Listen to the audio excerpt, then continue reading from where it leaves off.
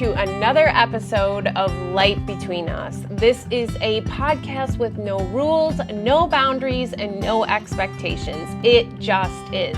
These are unscripted conversations with those I have real relationships with. This is not an interview or an informational podcast, but a podcast of witness to the living example of healing through relation 2 by 2.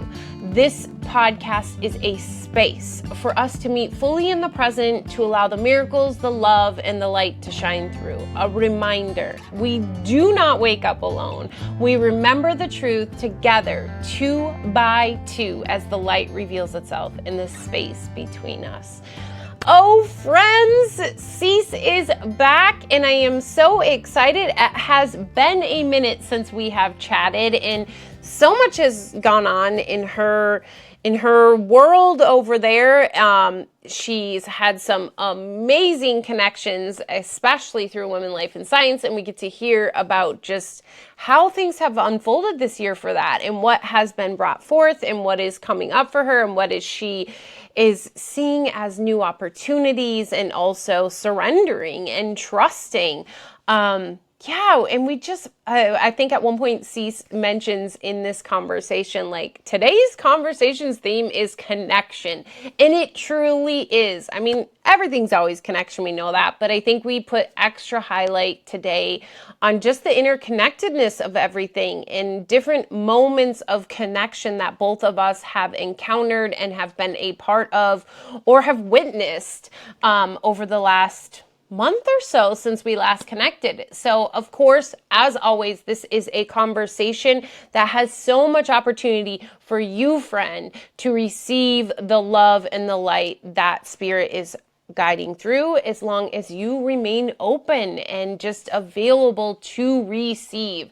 So take a deep breath, and as I always say, strap yourself in and be ready for what is waiting for you in this episode.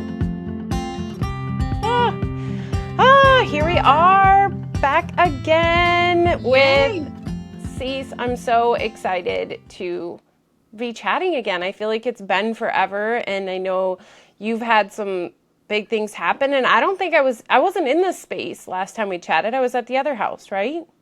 Yes, you were still at the other house.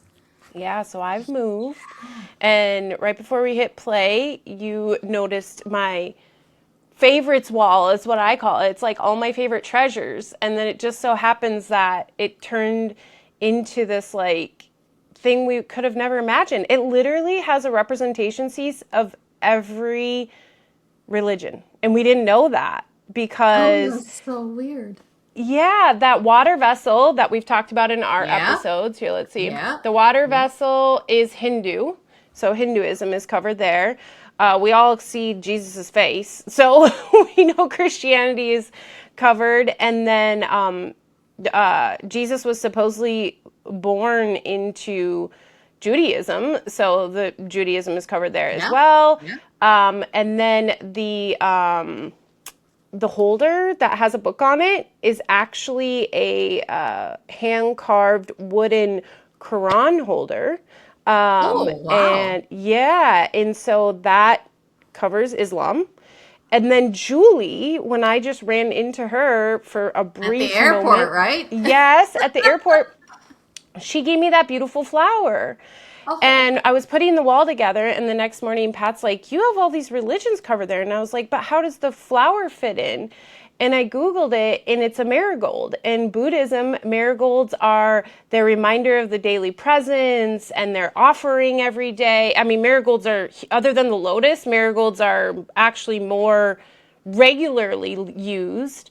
The lotus signifies more of like the magicalness. But so these were all my favorite finds thrifting, and it just so happens putting them all together. And then the book is A Course in Miracles, which to me, A Course in Miracles is like, for me, has been my journey back to remembering truth. And it really encompasses a multitude of all of those quote unquote religions, because it's not a religion, but the different philosophies. So that's my wall. But isn't that cool? And the Last Supper, I swear I was there, Cec. I swear, like, I'm in that picture. I don't know where, but I just have this I don't know, it was like the final time that Jesus really tried to convey his message that you're not a body and I'm not a body and I'm not leaving you, but my body's leaving you. And so it just holds this special, like, I'm such a person that likes to tell, like, really drill it in. And that is, yes. Yeah, and that's what the Last Supper was. He was like, you guys, like, I've been telling you this. Are you not getting that? Everybody's like, what? Where are you going? We know you'll never leave us, but where are you going? It was just a disaster. And he's like, you're not gonna get it. You're just not gonna get it. Yeah. But maybe one day you're gonna get to a point. You will get. Actually, it's like, okay, how come you guys are not getting it? And then finally, it was almost like, okay, fine, you're not going to get it, but you will later. Yeah, you will later, and I'm okay with that. And you have to be okay with that. Yeah, you have to be okay with that. Right now, you don't know. You have no understanding. You don't get it. You think you do. Yeah. And then there's that whole impatient thing, right? Because a few of them are very impatient at the time. I mean, they were just like, what do you mean you're going somewhere? And what do you mean I'm not gonna? I don't understand now. Tell me, just tell me, right? Yeah, and tell me. He's like, no, you're gonna have to figure it out yourself. Yeah. Well, and they're like all these things of like, who's gonna hurt you? We've got swords. We'll kill them. Like it's all of this like attack and savior mentality, and I can adjust what the future looks like, right? Like that's how they responded. And he's like, you guys, like, have you not witnessed how many times you thought that you were in control and you realized you weren't? Yeah. But so I don't know. I feel like the Last Supper holds like this special place in my heart in so many ways. Tell me about the suit, or is that a jacket behind you? Oh, this is so, oops, I run into things. So this is a thrifting find. I went into, but it was such beautiful connection. So it's first of all, I was connecting with new people for the first time, and we went on a day of vintage thrifting, and it was just beautiful connection. But it's also a day where I realized something that was so beautifully spiritually led, like at some point in the day, it turned to ego treasure hunting. It turned into dopamine hits, and I came home exhausted. But it was a beautiful day that now I can reflect on, and I understand that. But we walked into, it's a cancer fundraising like secondhand store here, and it's all ran by volunteers, and it's these older women, and they're just funny, and they're like, we don't even get paid, but they're just like joking, and they're so beautiful. And they even said like, I donate stuff, and then people are like, you donated that, why are you buying it? And you're like, I didn't donate this. And they're like, yes you did, that was yours. And they're like, well, I had pretty good taste, and they'll re-buy it back. So this just gives you a feel for the ladies. But I walked in, and it was like right there. It was like right, and I was like, oh my gosh, yellow's my color. It was suede. I put it on, and I'm like imagining that it's going to be like this ridiculous amount of money that I'm not going to pay. And like this one lady walks up, and she's like, you have to have that. Like it's totally yours. And it was only $10. Well, it has a 1960s feel. It is from the 60s. To it. Yeah. It is. So, I call it my sunshine coat. Yeah. Oh, yeah, your sunshine. Yes, the sunshine coat. Yeah. So, like, when I wore it out, because that's another thing, like, forever ago, I wanted, like, a Birkin bag, way before they became popular. And my friend, who's really big into fashion, I was like, yes, I will use it all the time. I'll bring it to she's like, oh my gosh, if you get you can't do that. Like, you have to protect that thing. It is a piece of history. And I'm like, what? Why do you own, why would you own something to not use it? Yeah, like, I've never had that mentality. So, I threw this on over, like, my workout clothes. I went to the grocery store in it this winter, and people just looked at me kind of like, but I definitely sparked some moments of people questioning what the heck I'm wearing, or just like a sunshiny moment. And then the elaborate stand it's on is a find we found, and it's for sale in our Etsy shop. And it just so happens this is exactly where it fits in. We're in this tiny studio Airbnb. So it's everybody's like, what is the story? What's the focal point of this? And I'm like, it really just, this is the only space it fits in the Airbnb. And so, yeah. That's where it goes. Because my closet, so this is a window, and then this is like my clothing closet. Okay, So gotcha. yeah, Yeah. so that's Well, so how long are you there? How long are you guys there? this is the year thing. This is This is the year thing. yeah, with the farm. Yeah. So yeah, we're in the Airbnb at least for years, so it's been really fun to just kind of this is the first time something has felt like more ours in a long time. I mean, even when I lived with Pat, like I moved into his space. I Yeah. got rid of a lot of my stuff. And then we've been living out of everybody else's places, Yeah. Airbnbs, hotels. Yeah. And so it's been fun to really look at the stories that have been unwound for that, like pans. We needed some pans. And I looked at how much they are on Amazon, and I'm like, why in the heck would I buy brand new pans when the thrift store has them? But it's like when you've lived out of Airbnbs for the last couple years in other people's homes, it starts to just normalize using Yeah. other people's Yeah. stuff. Like, Stuff. why do Yeah. I need anything new? Like, I've been sleeping in people's beds, using their towels. Yeah. Like, Yeah. I mean, I do draw the line kind of at shoes, unless it's like a pair that can be washed. But yeah, so it's been fun just kind of making a space. Yeah. That feels more like yours and stuff like that. Yeah, Yeah. absolutely. Yeah. Yeah. A little more So, grounded for a little bit. did you get what I sent you? You have not received it. Oh, No. no. Did you get the book? You have not gotten the book? What book? Ashley, maybe you went What's the to book? Did it go to the other house? maybe. Wait, you gave Now me I'm an like, address. You gave me an address. Wait. yeah, I gave you an address. Don't say it out loud on here. Yeah, But yeah. recently, Yeah, it was recently that you sent me your address. I asked you for your mailing address. yeah. And Well, okay, so we live in a apartment with, well, not an apartment. It's an old house turned into four things. And there was something that came like 4 days ago from Amazon. Did it come from Amazon? no, Okay, then no. No. I shipped No. it. Oh, I'm gonna have to track it. Now I gotta look for the receipt. Okay. The tracking receipt. Yes. I sent you something. I sent Yeah, I you a didn't- copy of one of the speakers. Okay, so Women, Life, and Science Conference. Yes, and we're going to talk about that. It's We're on gonna my talk list. We about have it. to Yes, talk about it. We're going to talk Yes. about it. So Women, Life, and Science Conference, April 30th was when it happened. So about a month ago. Last year, our keynote speaker, her name is Courtney McDermott. She was our keynote. And then for this year, she wanted to come back so much because it just felt so good for her to be with the community, right? Yeah. And so she came back, and then we had copies of her books there, and there were some extras, and I said, "Oh, I'm going to send one to Ashley." So I sent you a copy.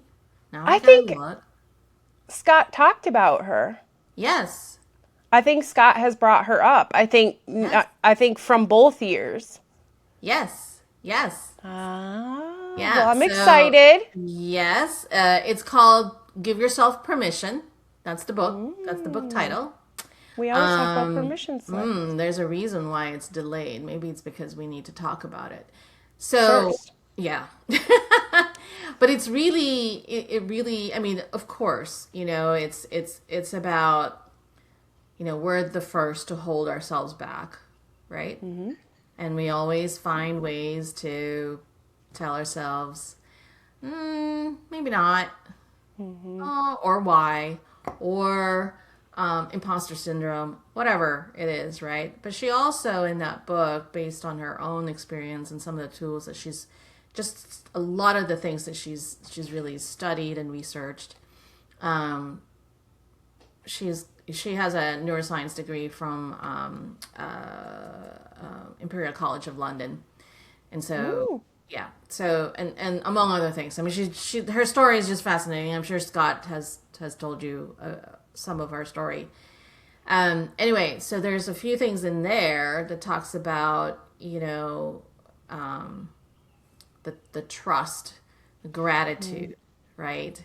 But also the way to, when you're feeling stuck, you know, there's a science to moving our bodies, the movement that connects to our mind, that connects to the spirit, that connects to everything else. And so, and there's a recipe for, visualizing what you really want to become, or to follow your purpose, or understanding what your purpose is.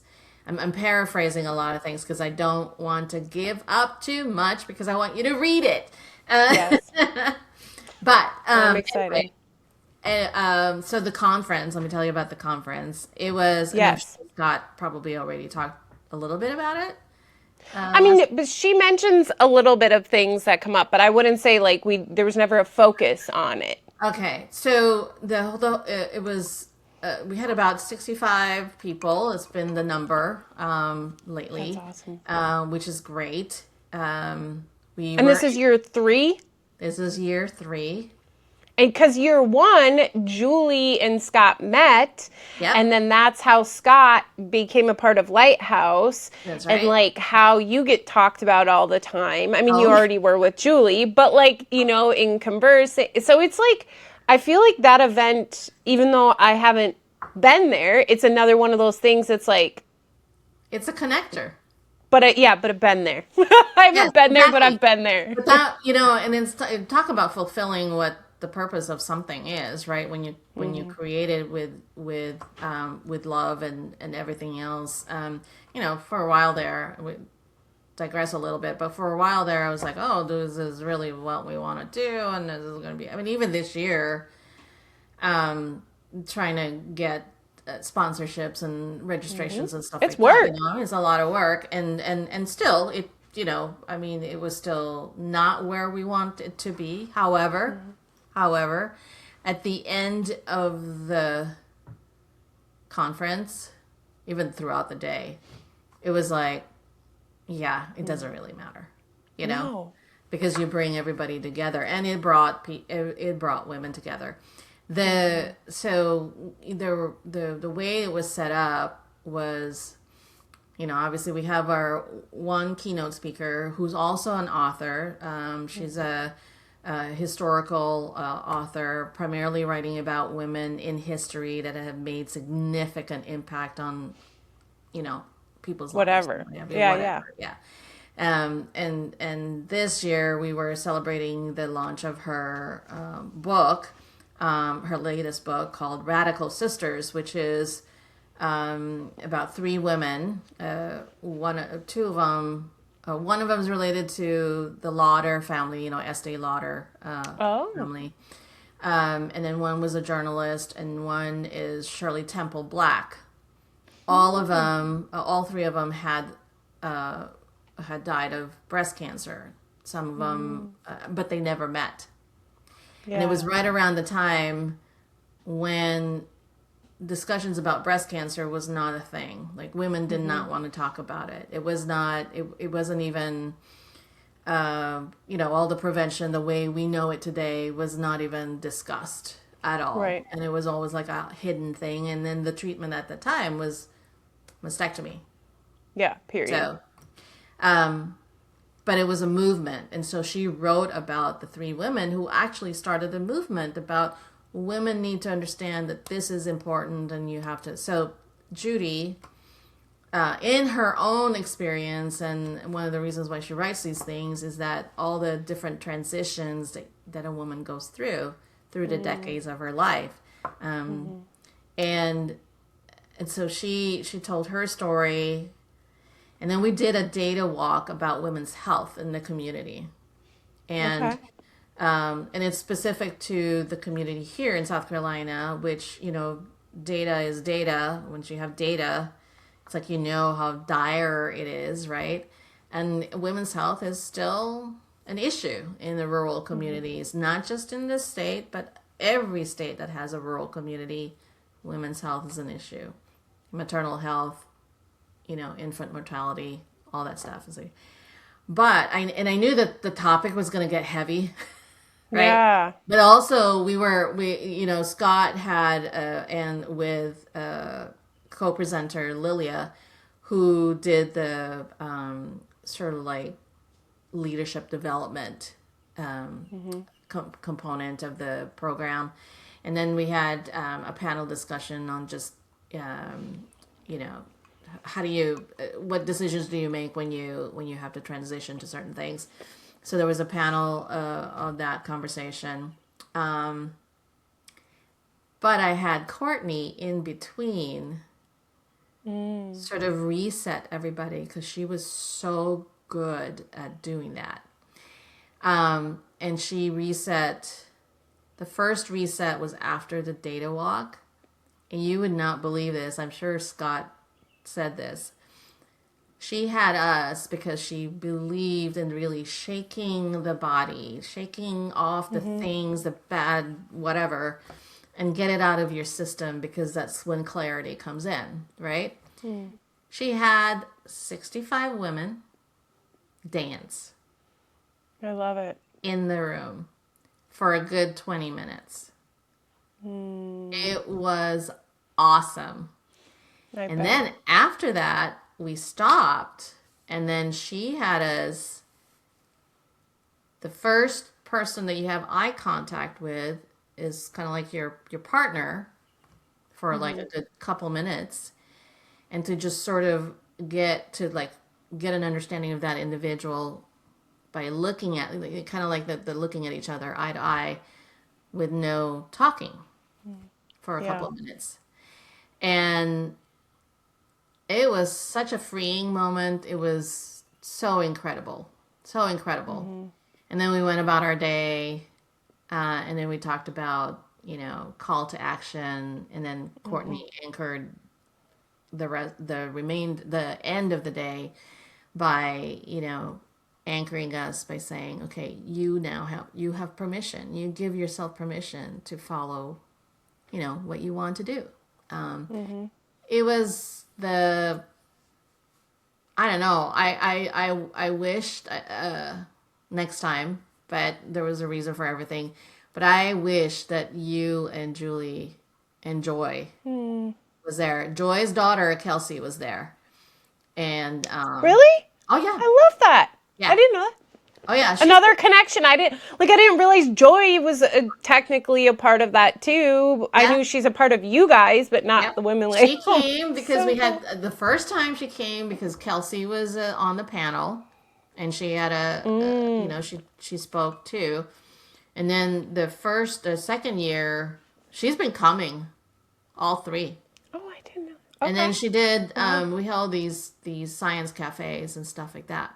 But the thing that I wanted to also say, because I started the day by, of course, welcoming everybody, and then I wanted to kind of frame the day, and instead of just like, here's our agenda, la la la, I actually wrote a letter to the attendees. I was gonna read it to you. Yes, please. You ready? Yeah. Okay. I'm ready. Dear Women, Life, and Science, today is not just another gathering, it is a pause.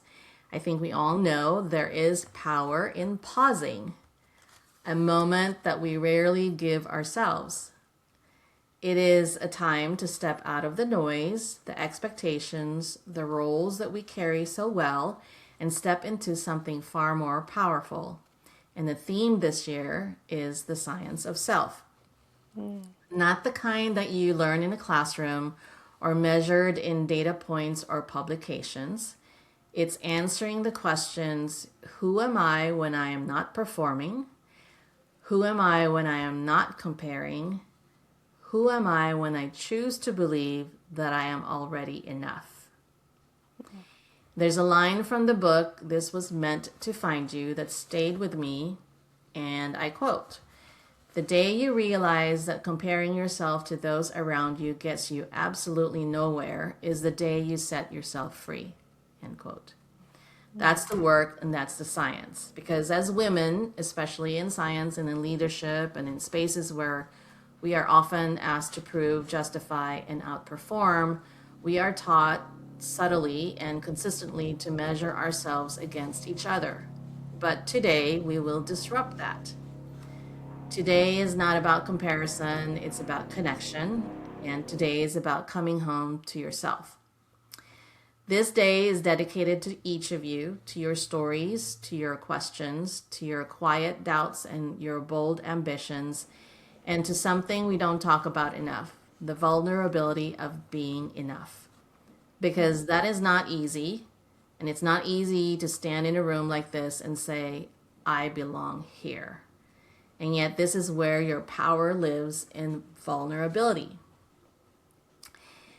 And then I reminded myself that you're not here to be the most impressive person in the room. You're here to be the most authentic.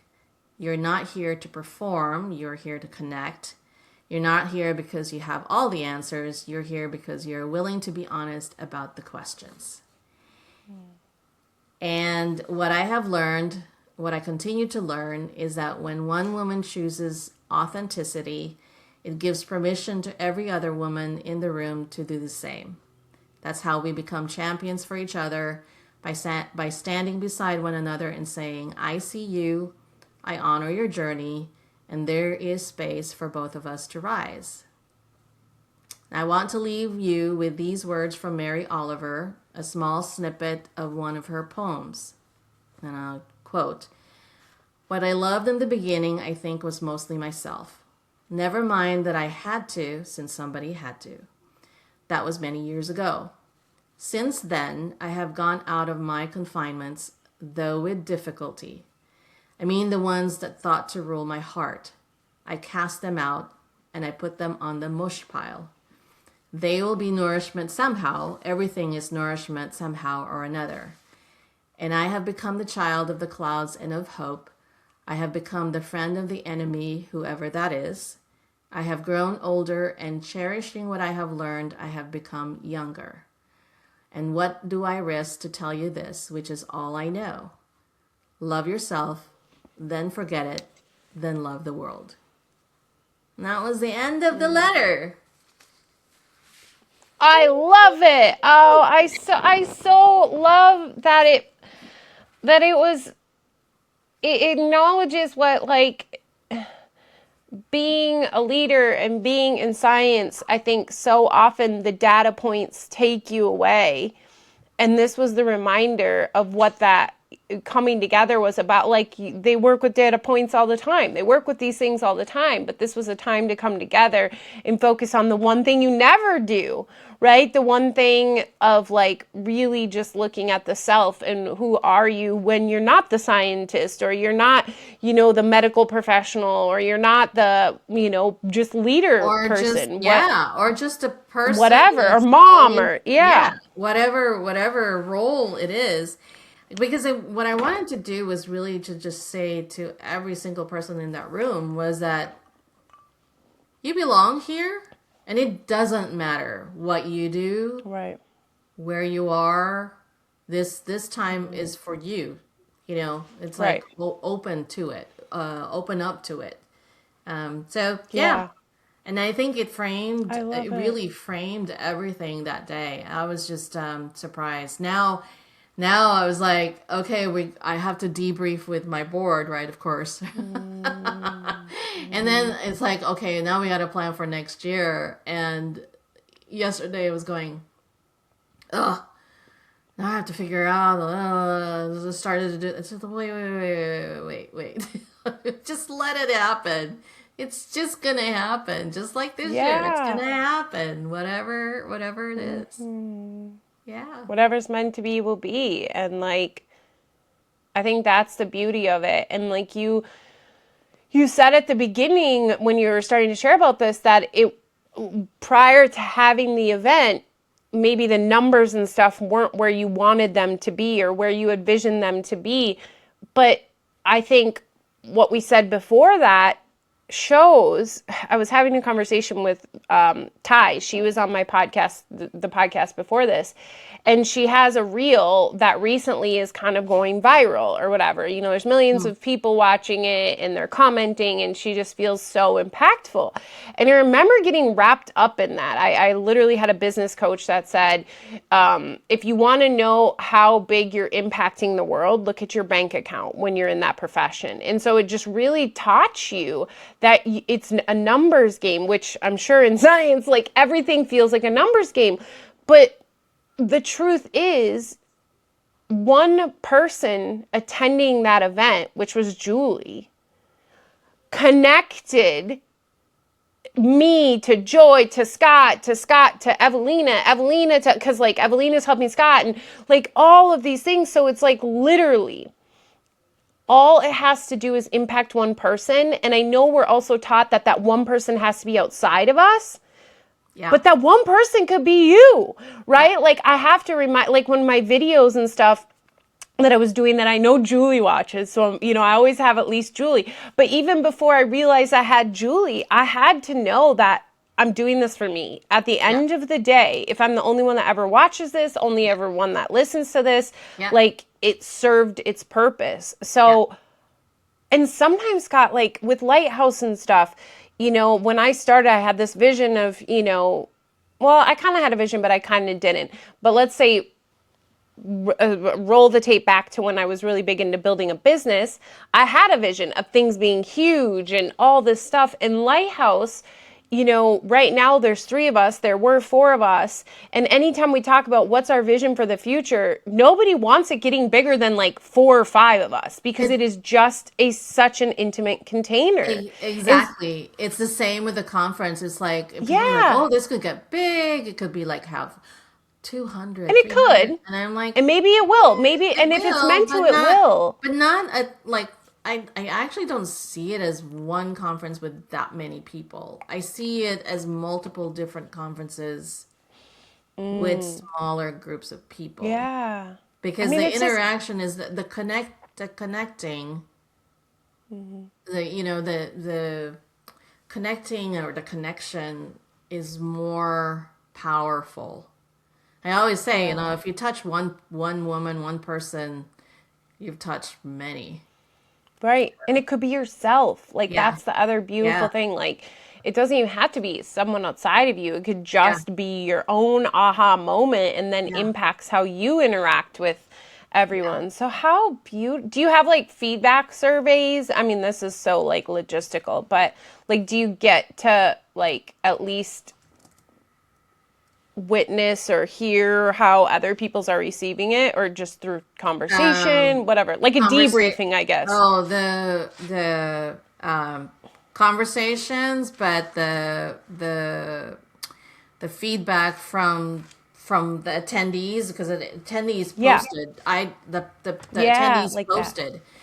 They took pictures and they posted.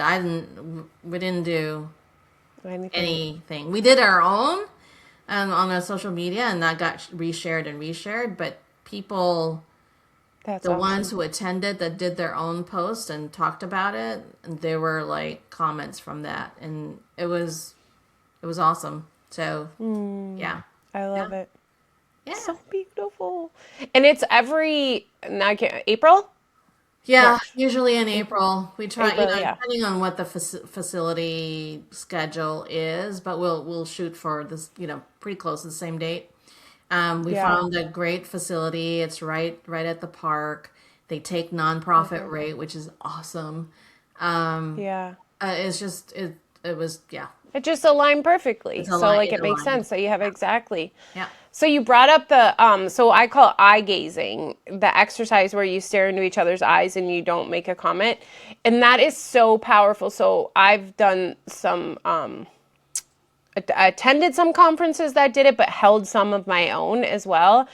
And the one I did last with a group of women, the intention of my workshop, whatever you want to call it, was to experience the interconnectedness, the oneness that we are, like how we're all one.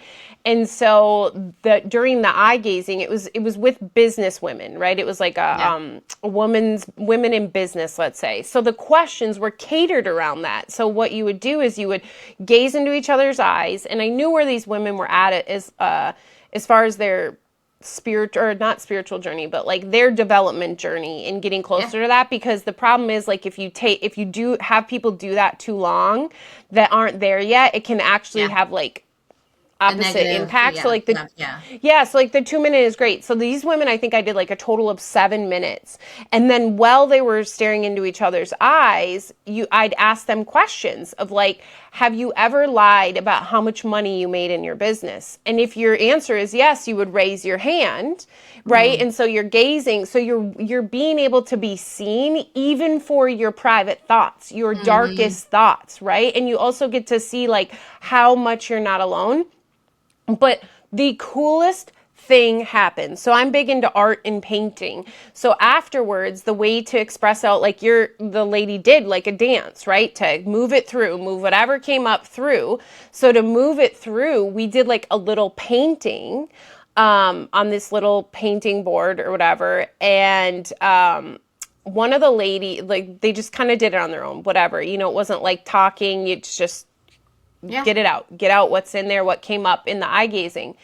And so you had partners, and they're like, oh my gosh, Ashley, guess what? When everybody's sharing about their paintings, the one lady painted this butterfly in this color that, come to find out, her partner had a tattoo on her lower back that had been painted a certain color and had faded to, it was like, like literally same thing. Wow. She had painted, and it was hidden on her lower back. Yeah. And so, like, I was like, thank you, Spirit. Like, talk about, I wanted people to experience this. Here is like a direct black and white example of how it brought the connection.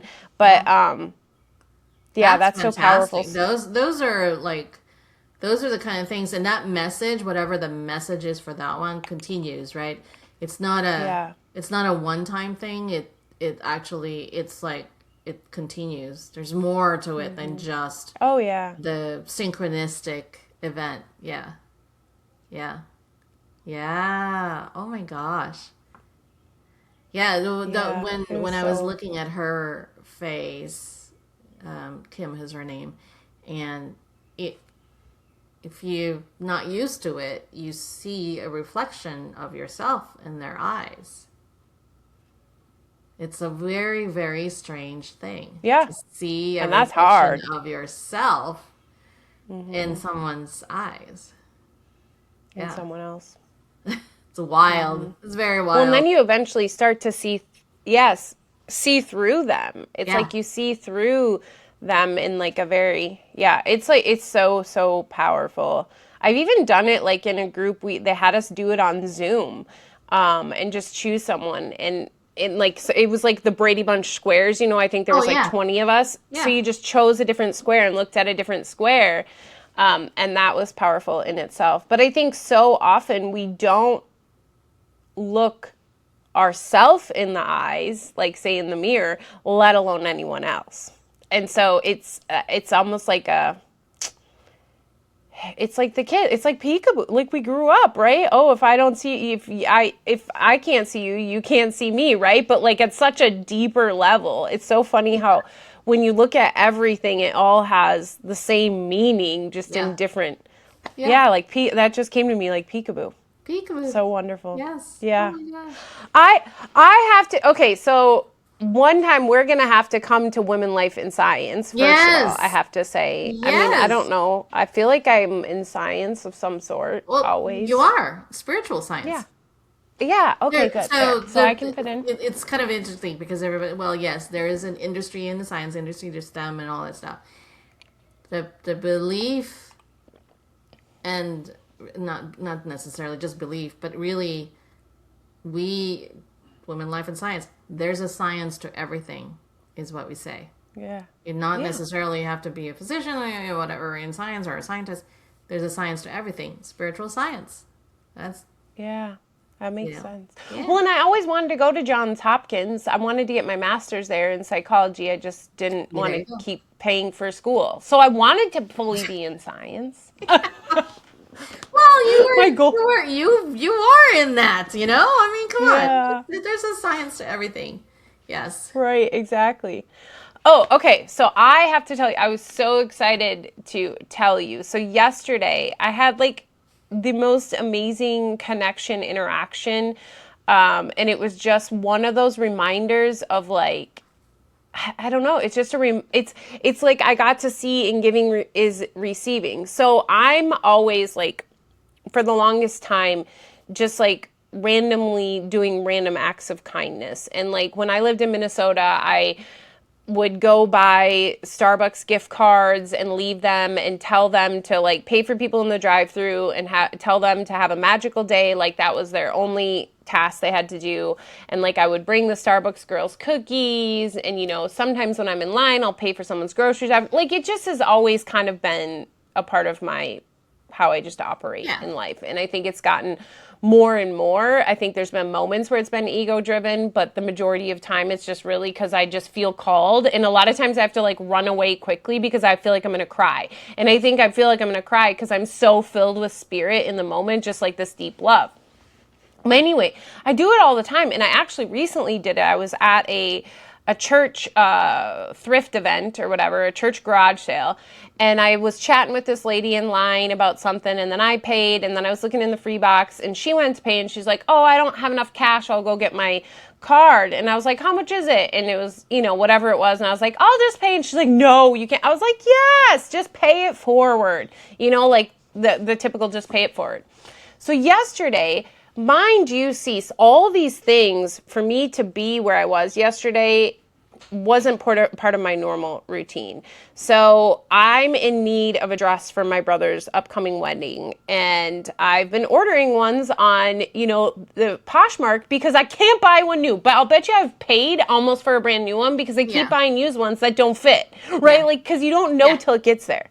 Yeah. And so I have a local, like, secondhand reclothery store keeping an eye out for what I'm looking for. And she messaged me a couple days ago. She's like, oh my gosh, we got this in, but then they were closed for the next couple days. And I had already ordered one that I really loved. And I was like, this is going to work. Well, it showed up yesterday, and guess what? It's too small. I can't even button it. It doesn't work. So then I was like, okay, well, I should probably try to go see this dress option they have before it might be gone. Yeah. And before I wasn't going to go. And I wasn't going to go until Wednesday when I do laundry. So I ended up going last night. And I was trying the dress on, whatever. And I was chatting while I threw in some sheets or whatever because I was near the laundromat. And so I was chatting and tried this one shirt on. And this older lady, she was there picking up some of her consignments that didn't sell.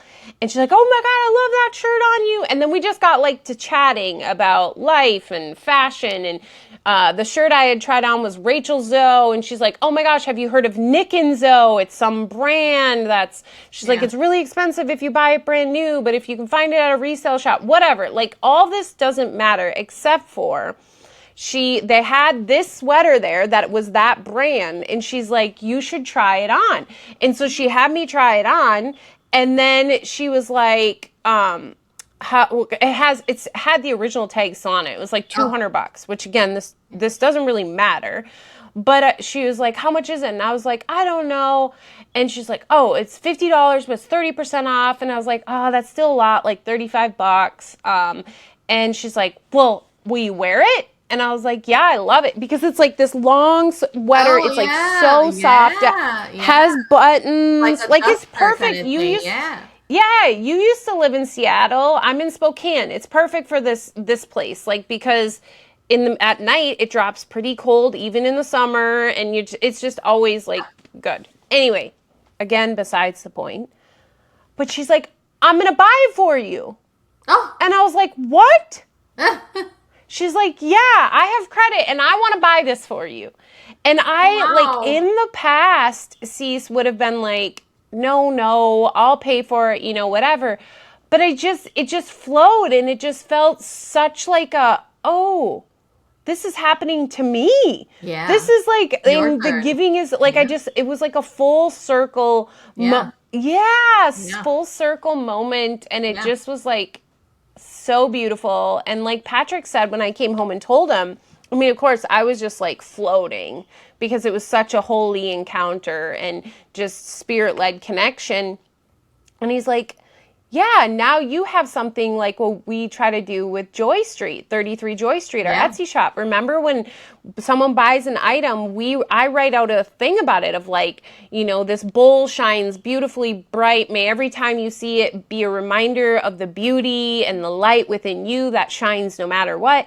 And it's like this, every time I wear this or see this, I am going to remember the immense love and connection that was this. So I had to share with you because I feel like you and I like always connect somehow on these like significant items. And I feel like your book you wrote like with the relics and how the relics activate movements through the mirror. Like, I don't know. I just feel like we have this. We do. Like I had to share it with you. Yeah. Yeah. Yeah. Like I had to share. Yeah. But this random, like her name, like this just random lady. Yeah. That is just an amazing story. Yeah. Yeah, and it's on the same day, kind of, right? What do you mean? Did it happen on the same day? Of what? Like when you got the sweater when somebody...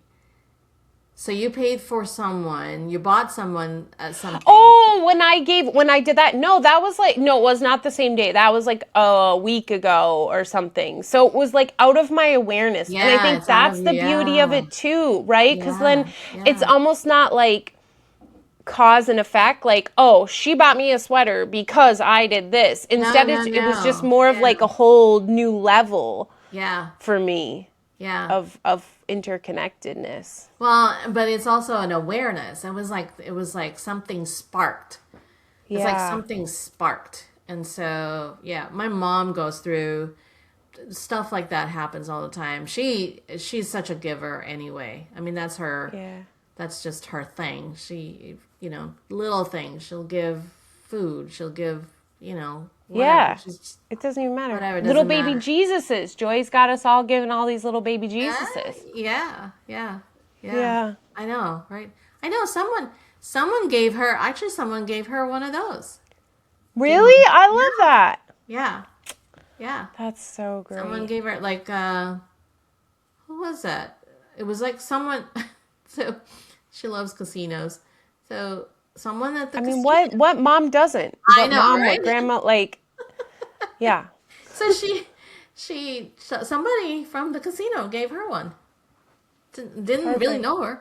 So see, Jesus is everywhere. Jesus is even at the casino. He's everywhere. Yeah, exactly. Especially in these little moments. Oh my gosh. Okay, so I've been. Go ahead. No, go ahead. Well, I've been dying to ask you about your group, your vision board group. Oh. I've been dying to ask you about it. Like, have you guys been having your check-ins and like, how's it going? So we have not. I know. Okay. So there's a reason. There's always a reason. Well, yeah, always a reason. So we have not gone back and looked at what we had created, like initial, because none of us really finished it. However, we have been monthly seeing each other. Oh, I know. Okay. Just as a get coming together. over, or here's a book, or last Saturday with the husbands were part of the group, but the girls did their thing and the guys did their thing. But we have been connecting that way. I guess our theme for today is connection. So so it has been kind of like a whole sort of different kind of connecting, and just like anything, you know, life sort of your vision for what you want for yourself, the vision board. I mean, it started to get everybody's mind, I guess, started to think about what do I really want. That's basically how the vision board day I remember. happened, right? Yeah. And so and now as I am like looking back just this past Saturday when I saw Erica and Alexia, it was like, okay, they're different. Of course, we're different every day anyway. I mean, who you are yesterday is not the same as what you are today. So they're definitely different. Alexia, especially, I've seen, she looks at things differently. And she also understands that she may not know where she's going right now, but she knows that she's being put in a direction in places where she will discover where she's going to be, at least for this particular time frame. It's kind of it's very interesting, and then Erica, same, but different time frames for her. So it's more about her health this time, and Alexia is all about her individuality, and so it's fun to see. And with me, it's I'm sitting here going, well, I realize, not realize, but it's more like sometimes we forget that when it's not happening the way you envision it happening, it just means that it looks different. It is happening, but you're not recognizing that it is happening because it looks different. That makes sense? Oh, cease. I have such a reflection for you. Okay. Go for it. So if, like, everyone is a mirror for ourselves, and we only see in others what we first have seen in ourselves. And so immediately, when you started talking about Alexia, right? That's her name. When you started talking about her and her awareness and acceptance, I was like, oh, snap! Cease is finally witnessing what is within you, because one of our last podcasts, it might be the last one we recorded on, I reflected back to you that maybe you weren't being open to what was brewing, right? Like you weren't being open to the... Do you remember? Ooh, yeah. Goosebumps. Girl. Yeah. Yes, I remember that. Yes. Like, and so, and then... Yeah, and then you just said it about the other girl too, Erica, that you're witnessing similar things in her. And then you followed up and told me that you're like, yeah, where I'm at is seeing that what I planned maybe isn't exactly what it's going to look like. But what I hear is a whole bunch of stories that maybe are being released or coming up, and that are like you're starting to witness the surrender that is within you, like you're witnessing it in others, but it's just like, are you ready to fully accept that surrender? Yeah. There's still, I'd say there's still a little bit of a struggle. I mean, this is me now, of course. But it's definitely every day. Like this morning, it was like, okay, whatever. It's just gonna be. It's gonna be what it's gonna be. Yeah. Yeah. But I think in that process too, like you said, your vision board exercise got people's minds thinking. So to me, what I heard is like it brought more awareness, and it like brought people to a place of awareness. So they're being more aware, which means you're being more aware. Yeah. But sometimes it can like also get us sticky when we're so aware, because like we're aware that we're trying to control something, and so we try to stifle it down and be like, no, surrender, which is actually also controlling, right? So it's like controlling the control instead of like just being like, oh, I see you. Okay, you want to control today? Okay, well, whatever. Like, we'll do it. Like, I understand, like, surrender's where I want to be, but let's let this play out, and it is what it is. Yeah, good point. That's a great point. because then we like stifle. It's almost like we're like you talked about with the Women, Life, and Science, and talking about who are you when you're not performing. It's almost like we're so used to performing that it's even a habit we have to break about performing to ourselves, like alone. Yeah. Alone. Right? Yeah. Yeah. Like, even when you notice, like I'll notice myself, like, say, responding to Patrick and blaming him, but I know I have enough awareness to really know what's going on, that what I'm irritated about him is something I'm irritated about myself inside, but I'm not ready to go there. I'm not ready to say it's not his shit, that it's my shit. Yeah. And because the awareness is so strong, I could shame myself and be like, no, you know better, Ashley. Yeah. Or how I do it is like, all right, yeah, I know this isn't, but I'm still going to blame you. Like, this is where I'm at. I see you. Yeah. Okay, but you know. Right. Like, this is where I'm at. I am not ready to take responsibility. I am not ready to look within, and that's okay too. And that's like when you're talking about the woman, I can't remember her name, that wrote the book that you sent to me that I can't wait to get. We're constantly giving ourselves permission to do the positive things, which is great. We need to work on that because we don't. But sometimes we got to give ourselves permission to just be the ass, to do the things that don't align with the know better, right? Like, what's that saying? You know better. I know better. Yeah. But it just creates so much more shame and guilt. Yeah, so. Exactly. Yeah. I mean, it's just like, you know, when I have this, so I use this journal, it's called the Monk Manual. I think I mentioned it. Your monk one. Yeah. So there's a part in there's a question at the reflection time at night, in the one question, and it says, you know, I was not at my best when, which is a great, you know, starting point, right? So you really have to kind of reflect for the day.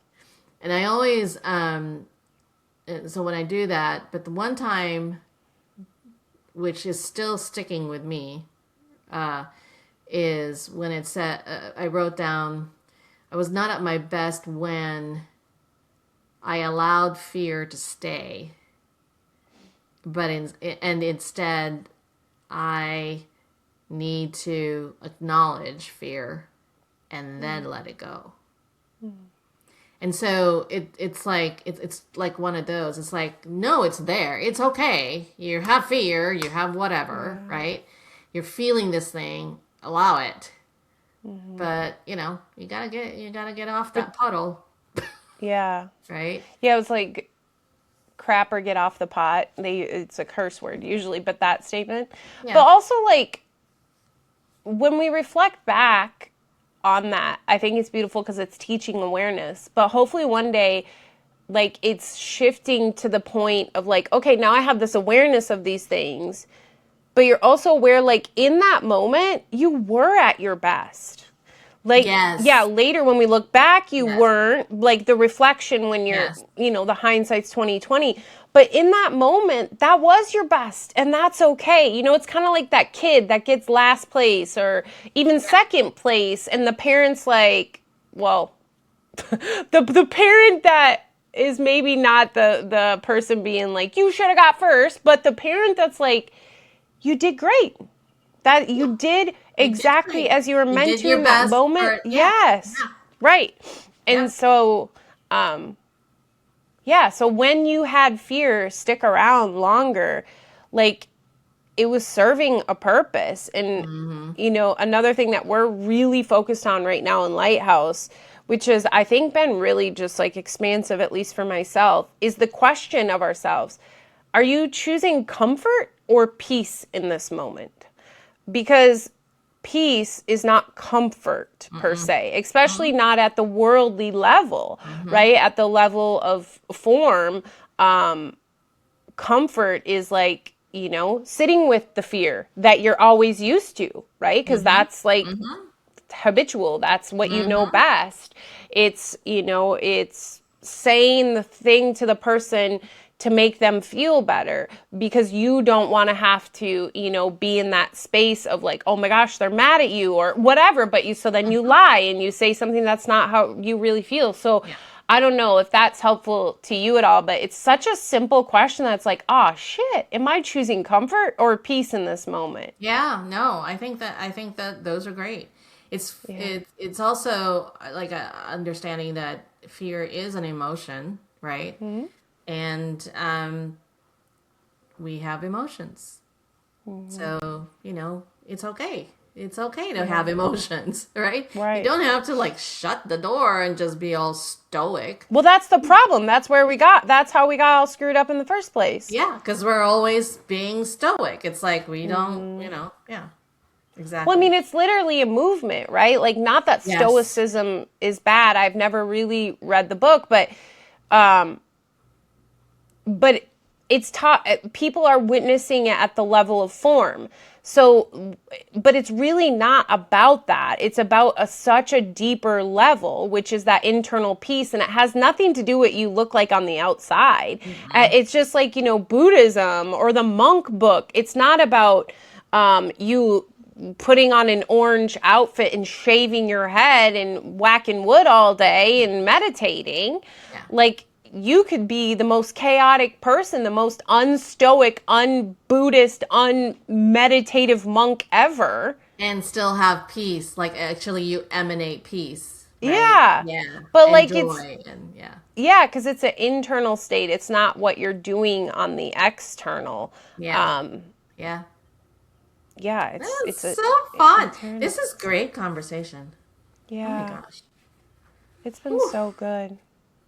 What are you up to the next? So you're there for a year, and so summer is going to be interesting for you guys. Yeah, it'll be fun. But there's been lots of babies born already at the farm, like the baby goats, and now there's baby chickens, there's baby turkeys, and there will be baby alpacas, hopefully. Ooh. Yeah, and we have my brother's wedding, and it's just, where's your brother's wedding? It's back in Minnesota, so we'll go back there for a few days. I recently actually went back to, well, you know that, because Julie and I were like met at the airport, two ships in the night, but we actually got to hit each other for an hour. Yeah. So that was wonderful, but yeah, how about you? What is the thing brewing, Cease? Have you figured it out yet? Have you felt any more inkling?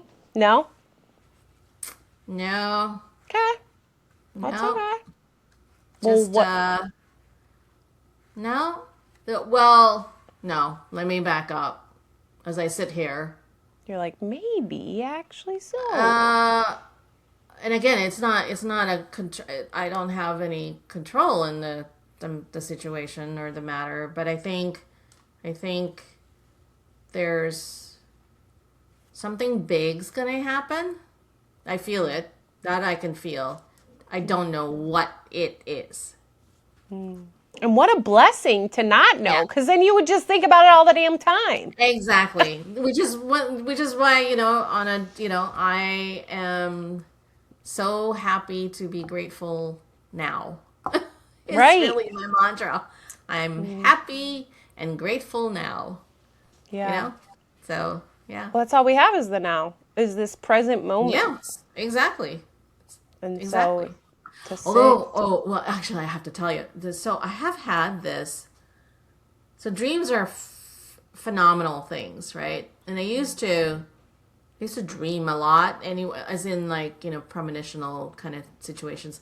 But I have been having this recurring dream of like flying. I used to have that when I was young, all the time. Oh. Yeah, flying. So, okay, you said you used to have like premonitional type dreams. So that, in my understanding, is kind of like you would almost dream something that was occurring in the future, like kind of a Just about, yeah. So yes. So let me add to that. So the flying piece, right? Like you physically, your body flies. Okay. I just want to make sure. I'm, Yep. like soaring. And like, I see trees. I see trees. I see trees. Oh, I'm going here. I'm going there. Yeah. And then land. And then so this is going to be a little hard to describe because it feels like I was sleeping, but it wasn't really sleeping. And I would put my hand through this sort of veil, but it looks like rain. It looks like, I don't know, some sort of veil, and you like I go through, and there's like some sort of electric feel, like zzz kind of thing. Ooh. And somewhere on the other side I touch somebody. Mm. So then I come, but it's not scary or anything like that. It's just No. like yeah. Wow. You know what came to me right away is the story of the eagle. I think it's Rumi's story, where he's raised with chickens and he doesn't think he can fly. He doesn't know. Yeah. Yeah, and then the like bird tamer guy comes over and says, "I want to teach your eagle that it knows how to fly." And he's like, "You don't like, it's not going to happen." And then one day he like falls off a cliff or something and he spreads his wing and he flies and he realizes like, "Oh, I was an eagle all along. I never was a chicken." Yeah. Yeah. Well, that'll be curious. So how many times have you had it? 3. Wow.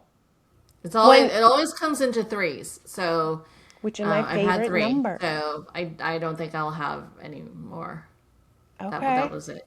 Yeah. Well, I'll be curious to see what's being worked out. Like, no, right? Yeah, so beautiful.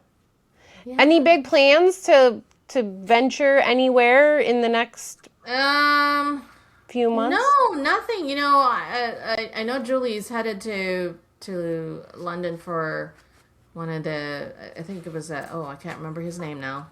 She bought a ticket. Oh, Peter Crone. Yes, thank you. Next month, right? Which is coming up. But I can't go this time around. Yes, there is one trip. Okay. And it's in September. Okay. And it's my birthday weekend. And I'm going to visit the Morgan Library. Where's that? In New York? Okay. They have a lecture one night in September. It's on a Friday night, I think. I have to see because the tickets are not quite on sale yet. Okay. And it's tied to the museum tickets. So it is a lecture on kind of like art history, but the start of tarot readings. So it's like tarot reading. Yes. So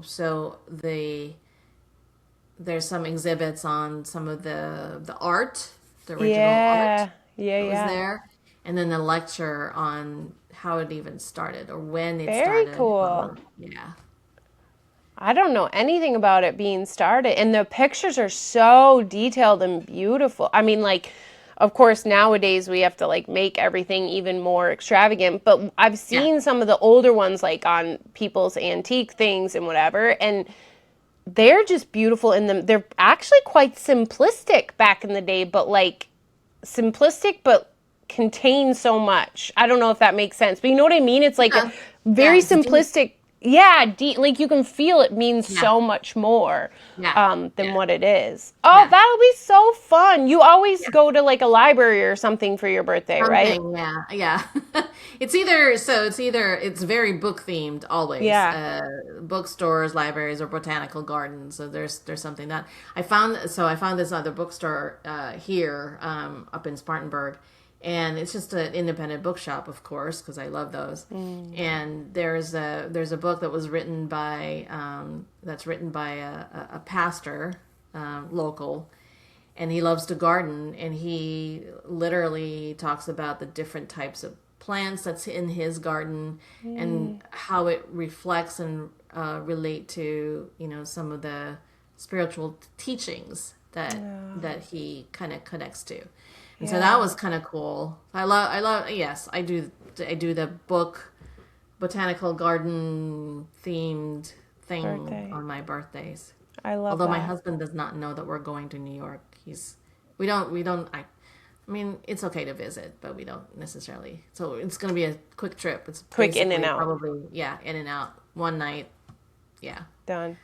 But still be for that. Yeah, that'll still be amazing. I'm like, so Midnight Library, you've read that book, right?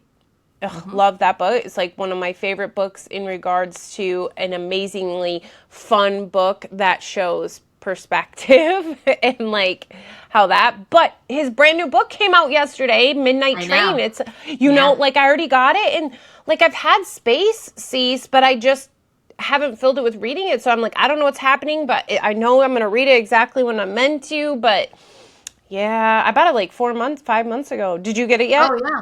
No, I haven't yet. I'm the same. It's like I have like I read like multiple books all at the same time. Julie does that too. Yeah, you both do. Yeah.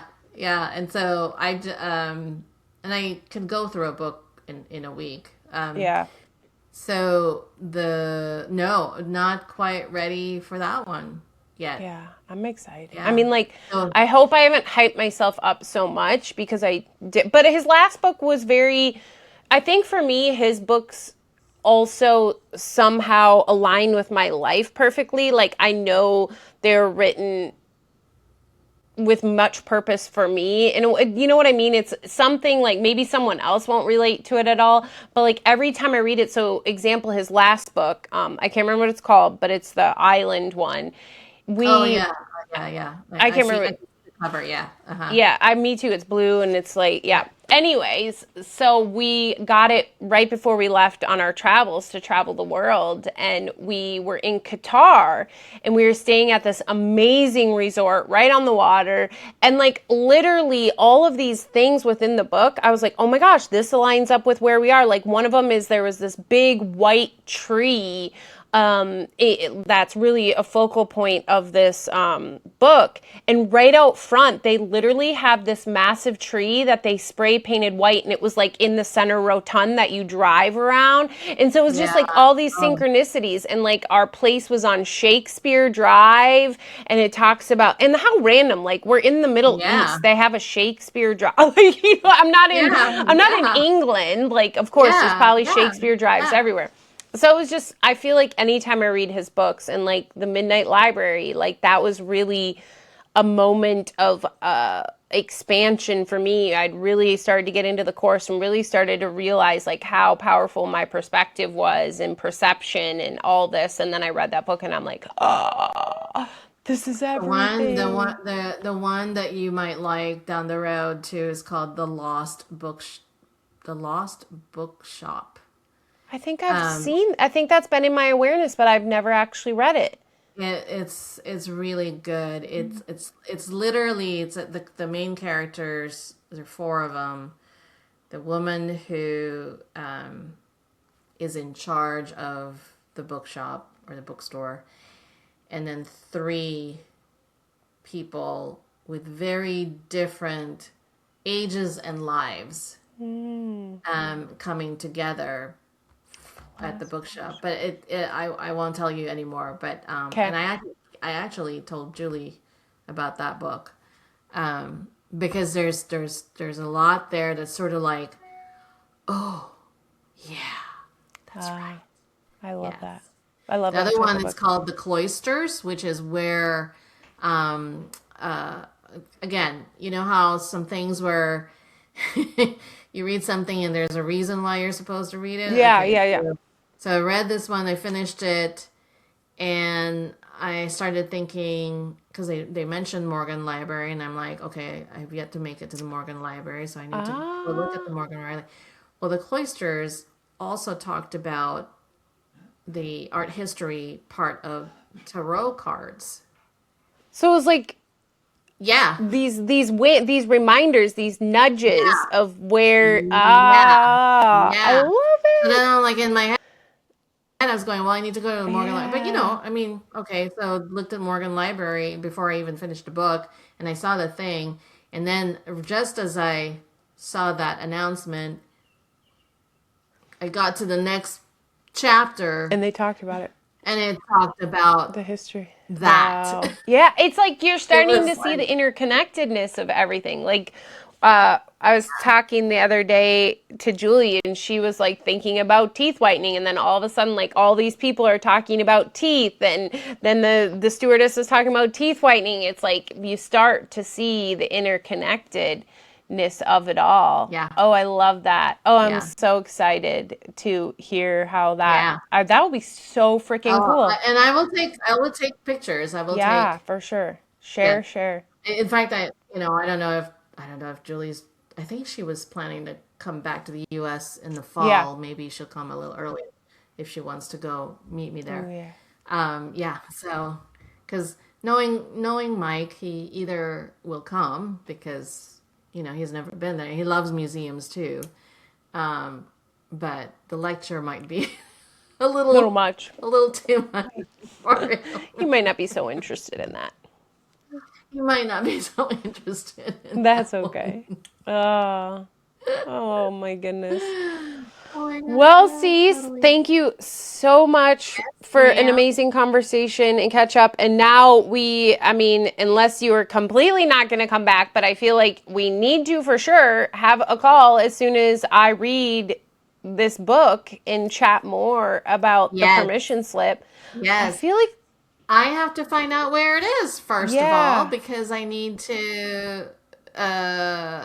I know that it's on its way. Well, remember Monday was a holiday. Maybe you forgot that. So, like, it literally didn't move anywhere on Monday, and I'm literally on the other side of the country. Could be. So could be. Just let me know if I need to go look somewhere or if you have a tentative date. Okay. So much love. Thank you. And send me all those book names that you just said too. And I'll put them below anyone tuning in. Okay. Bye. Much love.